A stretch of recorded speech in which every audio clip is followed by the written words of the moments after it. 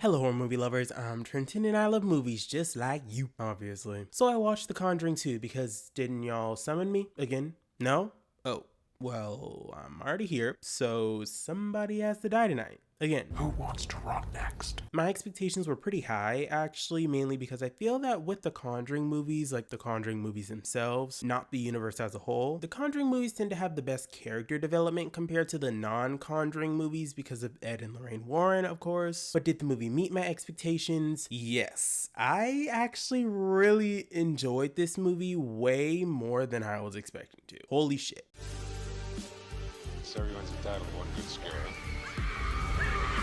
Lorraine and Ed Warren travel to North London to help a single mother raising 4 children alone in a house plagued by malicious spirits. The first half of this video will be spoiler free, then the last half will contain spoilers. Don't worry, I will give you a warning before we enter spoiler territory. The characters were actually likable as a whole. I really enjoyed all of them. Ed and Lorraine, the MVPs, love them, of course. What else is there to say? I love them and will always love them, god damn it. The family as a whole had more personality compared to the family in the first Conjuring movie. This family felt way more developed and you had such a better understanding of their dynamics with one another. I actually cared and didn't want anything bad to happen to them, surprisingly. The story is pretty much the same as The Conjuring 2013. A large family with way too many kids is living in a house that's haunted by a hostile spirit or spirits. One of said family members get possessed into harming the other family members while Ed and Lorraine Warren swoop in to save the day. I actually really enjoyed this story more than The Conjuring 2013, even though they're extremely similar. A lot of that can be contributed to the writing. Like I said in the character section, these characters are more developed. Therefore, if I had to compare them to one another, even with them pretty much having the same exact story, I'm going to prefer the one with the better characters, aka this one. The writing in terms of everything else was fine. It still has the same flaws I had with The Conjuring 2013 and actually with the Conjuring universe movie so far, due to the fact that the movie relies on stupid decisions being made to progress the story. Oh, I've been sleepwalking, saying and doing harmful shit, but you know what? You can all sleep and don't have to, keep watch and take rounds so I don't end up accidentally killing one or all of y'all in my sleep. I'll be okay. You don't have to watch me. Oh yeah, and if you hear a strange noise in our house, please go check it out by yourself and please don't inform anyone where you're going or what you're doing. The cinematography is great. The budget is double the first and it is noticeable. Oddly enough, the story is more contained than the first but feels more grand even though the house and the land in the first was larger. It could just be the fact that the budget was doubled, but also behind the camera this movie just felt way more confident and ambitious. While the first was safe and tame, specifically when it came to the scares and the atmosphere itself. You can just tell when watching the movie. The effects are great. There's noticeably more VFX in this movie compared to the previous movies so far in the Conjuring universe, but I didn't find them to be distracting in any way. They were mainly present in the scare sequences, some of which looking better than others, but overall in terms of the VFX in the movie, they were all really solid. Tonally, the movie has the same problem as the previous movies in the universe. I feel like I'm gonna say that with every damn movie. If you've seen my previous Conjuring universe videos, you already know exactly how I feel, but in the spoiler section, I'll quickly clarify for the people who don't know. The pacing is still on the slower side, but not as slow as the previous movies. It's strange because this is the longest movie in the universe at over 2 hours, and again, the story is pretty contained, but there's just way more going on in this movie compared to the previous ones to where you don't feel the runtime as much as the others. The life lesson that I learned after watching The Conjuring 2 was that if you sleepwalk, especially if you're in the Conjuring universe, you need some sort of contraption that'll set off an extremely loud alarm that activates every time walking is detected past a certain time to prevent,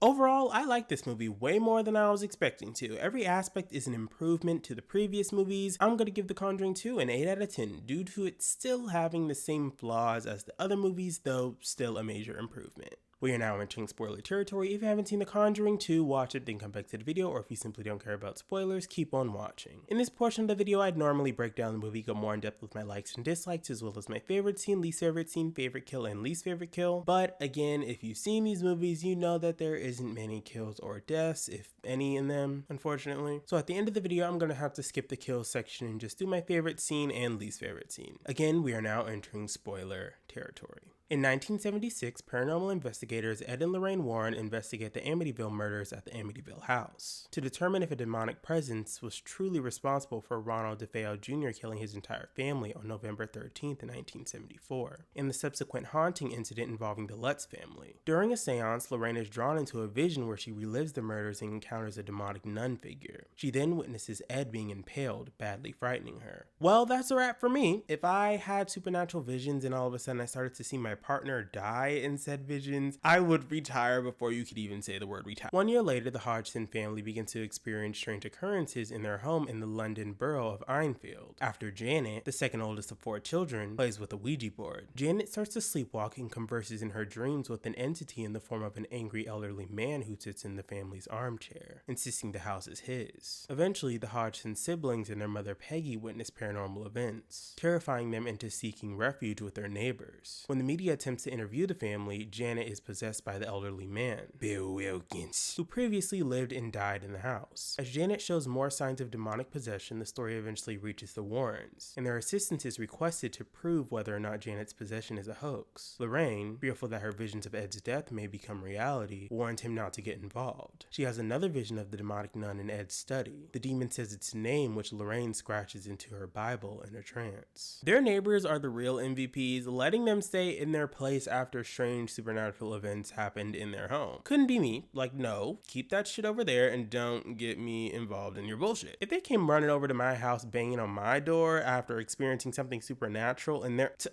I don't know what to tell you. I'm not home. While staying at the Hodgson residence, Ed and Lorraine consult other paranormal investigators, including Maurice Gross and Anita Gregory, on the legitimacy of the case. Gregory presents video evidence of Janet wrecking the kitchen on purpose, thereby discrediting the haunting. Based on this, Ed and Lorraine decide to leave, believing the family is lying for fame. However, they discover that the spirit of Wilkins is only a pawn being manipulated by the true demon, the powerful nun, who is seeking to break Janet's will. Lorraine realizes that her abilities had been blocked by the nun, preventing her from grasping the truth of Janet's possession. Am I the only one that was incredibly confused when they were implying that Janet was faking being possessed because she was destroying their kitchen? Are we just gonna act like someone who's possessed can't be possessed and manipulated into destroying their kitchen out of nowhere? When that one showed Ed and Lorraine the footage, I was confused on what the problem was. That didn't seem like normal Janet. Ed and Lorraine quickly return to the Hodgson residence and find Janet possessed and the rest of the Hodgsons locked outside the house. Ed ventures inside alone and finds Janet at the window, ready to commit.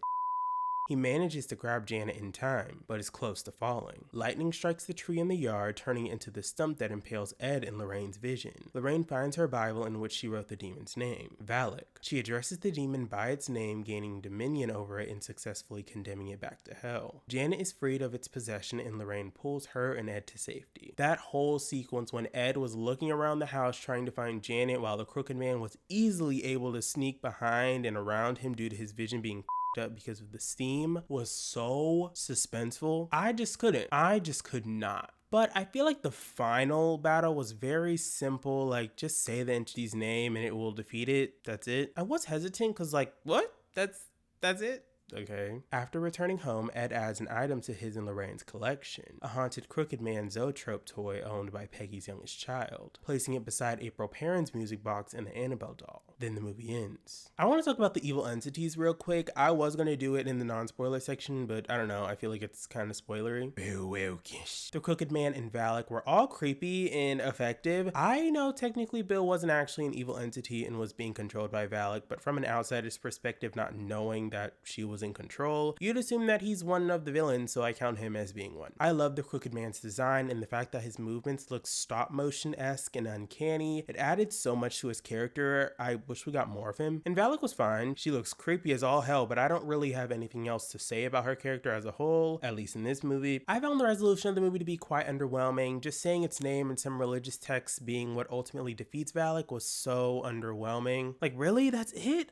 I wasn't really a fan of that. Again, not killing any main characters. The Conjuring movies are all based on true stories, so obviously, I know you can't kill any of them. It just makes it even more frustrating when the other movies in the Conjuring universe not based on true stories don't kill the main characters either. The fact that there's multiple entities throughout the movie made the almost 2+ hour runtime go by way quicker than the other movies. Again, this is the longest movie in the Conjuring universe, yet goes by faster than the previous movies that are under 2 hours. My favorite scene would have to be when Ed gets scolded with the steam, obscuring his vision, the crooked man sneaking around him and attacking. This whole scene was so suspenseful, oh my god. The first person POV showing his blurred vision and just the fact that he doesn't even know that the crooked man is behind or near him. Oh my god, that made me very anxious. My least favorite scene would have to be the scene where the other investigators suggest that Janet was faking being possessed for attention. I already explained why I hated that earlier in the video. It just pisses me the off that she would even suggest some shit like that, like, ew. If you did enjoy this video, make sure to like and subscribe for more videos from me, and make sure to hit that notification bell so you'll be notified whenever I post a new video. Alright, horror movie lovers, I'll see y'all in the next one. Peace out.